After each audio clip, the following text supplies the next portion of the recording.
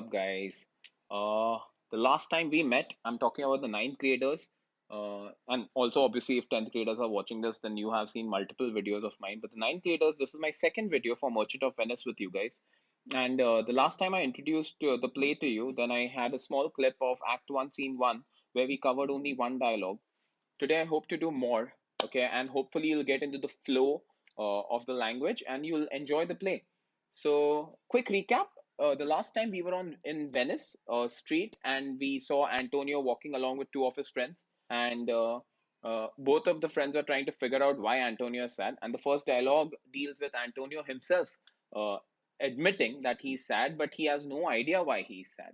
Okay, so today we are going to go ahead with the second dialogue. All right, and the second dialogue is actually Salario's dialogue, where he says, "Your mind is tossing on the ocean." Now, I know you guys hate Shakespeare. Again, let's address the elephant in the room. Shakespeare sucks for you guys, not for me. I love this guy.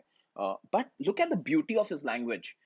Your mind is tossing on the ocean. He could have simply said, your mind is distracted, or you are distracted. You are wondering about your ships. You are worried about your ships. But instead, he uses the phrase tossing on the ocean because anything on the ocean is actually tossing. Okay. So, what he's trying to say is, your mind is on the ocean. But why? Why is Antonio's mind on the ocean? It's because all his money is invested in ships.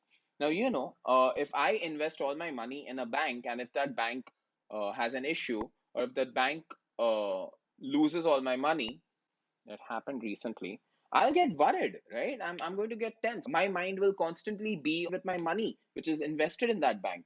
Likewise, Antonio has all his money invested in ships. So Salerio is speculating that Antonio is sad because his mind is tossing on the ocean there where his ships are sailing. That's where his money is invested. Now, ships sailing ke liye bhi he uses a phrase, which is the second term, the second line. He says, your mind is tossing on the ocean there where your argosies. Argosy is a term used for ships, okay, with portly sail. Portly is grand, okay. So there where your argosies with portly sail. The word sail, I would like you to understand the concept of puns. So if I say time flies like an arrow, but fruit flies like a banana, the word flies is a pun because time flies like an arrow, but fruit flies are insects who love banana. The word flies is punned on, where one word can have multiple meanings and then you can use them to play with the language. It's actually fun. Shakespeare was a master of puns. Okay, here's another one. Humpty Dumpty had a great summer, but a terrible fall. See, the word fall is punned upon because fall means literally fall, and fall also means autumn. Okay, anyways, Shakespeare was a master of puns. All right, you'll see a lot of puns throughout this play and through several other plays. Okay, here he's punning on the word sail. He says, there were your argosies with grand sail. The word sail is punned upon as it can also mean the canvas against which the wind blows and the ship moves, and sail is the literal act of a ship sailing. Okay, it's a verb, so sail. Then he goes on to compare Antonio's ships to seigneurs and rich burghers. Okay, now seigneurs are noblemen, and rich burghers are also rich people of Venice. What Salerio is doing over here is he's comparing Antonio's ships to rich citizens of Venice, as when they walk, when you're standing somewhere, you're in the marketplace, and somebody important comes in, and how the bodyguards shoo you aside. They're like, move aside, inko jaane do, sabji aa rahe. And see, that's exactly how Antonio's ships are. They are huge, they are grand, and when his ships are sailing, all other boats, the smaller boats, they make way for Antonio's ships. And that's exactly what the line says. It says, your mind is tossing on the ocean, there where your argosies with portly sail, like seigneurs and rich burghers on the flood is on the ocean, okay, or as it were, pageants of the sea. He uses the word pageants for Antonio's ships because when several of his ships are together, it's a grand sight, it's a grand spectacle. So several ships with several different colored sails, when they come together, it's a nice thing to watch, and that's pageant. Okay, so your ships are like seigneurs, your ships are like rich burghers, and your ships are like the pageants of the sea. One, two, three. 3 points make three keywords. Okay, and that's going to be my answer if the question is, what terms are used for Antonio's argosy? Okay, that's your first mark that you want. Actually, 3 marks that you want. Okay, anyway, the line is, or as it were, the pageants of the sea do overpeer. Overpeer is do overtake the petty traffickers. petty traffickers are the smaller boats, the common citizens. Like I'm comparing the two. So I'm saying the way common citizens move aside when important personalities are walking past.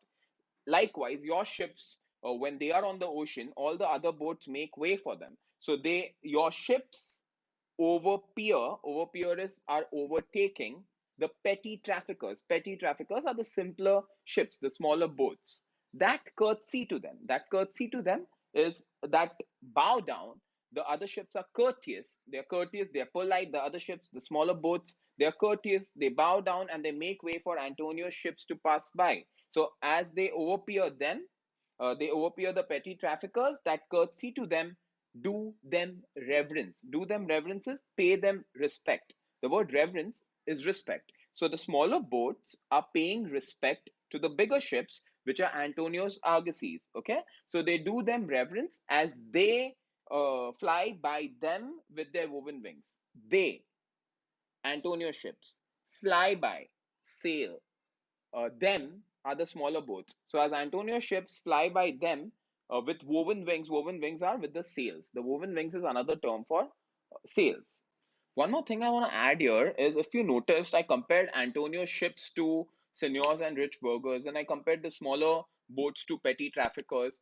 But I didn't say that your argosies are like seigneurs and rich burghers. I didn't say the smaller boats are like or they are as petty traffickers. I directly called the smaller boats petty traffickers. I directly called Antonio's ships rich burghers. So when you see a comparison like that, when you don't see the terms like or as and two things are being compared, it's called a metaphor.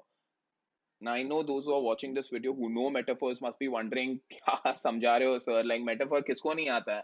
But you'll be surprised, बहुत लोगों को metaphor नहीं आता. Okay, so when you say metaphorically speaking, this is what they mean. Okay, so they are calling Antonio ship something without using the word like or as. Okay, that's a metaphor. I hope that dialogue was clear, but I want to do one more dialogue with you.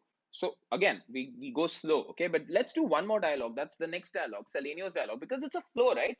Two friends are talking, three friends are discussing. So I want that flow to be there. So Shylock, Antonio ने बोला मैं दुखी है, दूसरे ने बोला तेरे ships की वजह से तू दुखी है, तीसरा ऐड करता है, बोलता है या man I know right because देख हम लोग गरीब लोग हैं, we don't have ships like you do, but had I मतलब अगर मेरे पास if I simply if I had ventures forth, if I had such investments as you do, अगर मेरे पास इतना पैसा होता ना भाई तेज इतना, so even I would be worried, bhai. Even I would constantly be focused on my investments abroad. Okay, abroad over here is at sea.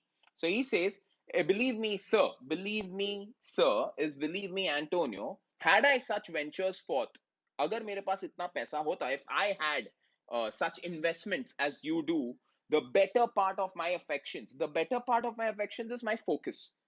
The better part of my affection is my entire focus, my mind would be with my hopes abroad. Hopes over here are ships. Okay, what he's trying to say is अगर मेरे पास तेज इतना पैसा होता तो मैं भी तेरी तरह होता, but मैं क्या करता?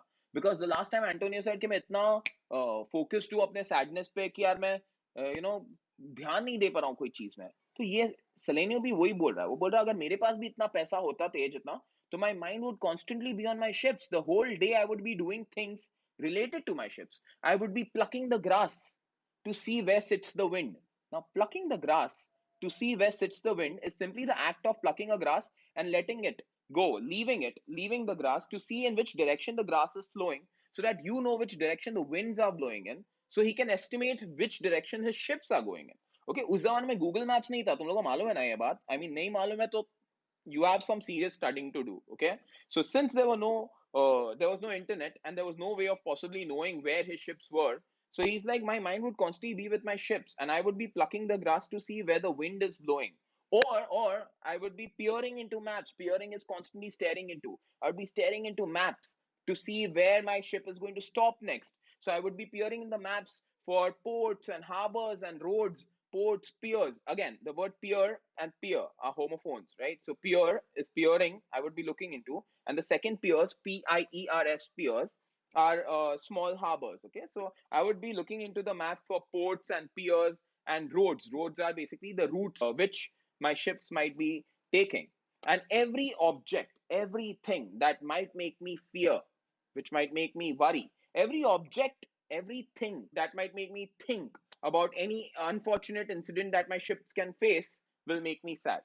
The last two lines are important lines. Okay, I'm going to repeat them slowly and I'm going to use an example in order to explain it to you. Think of it this way. तुम्हारे पास एक अच्छा गाड़ी आया है. You've parked it on the road during the lockdown. Okay, because there's no parking in your building, so you parked it on the street.